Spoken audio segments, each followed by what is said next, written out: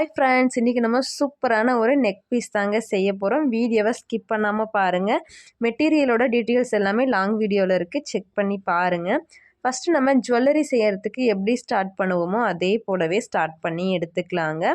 Crystal beads வந்து நான் black colour crystal beat எடுத்திருக்கேங்க.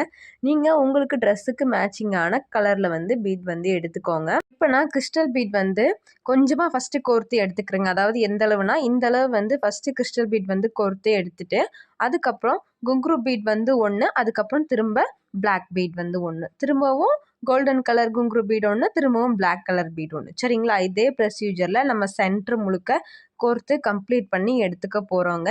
இந்த ஜுவல்லரி எப்படி செய்யணும் அப்படின்ற டீட்டெயில்டான வீடியோ ஜுவல்லரி மேக்கிங் கிளாஸ் 13ல் இருக்குங்க.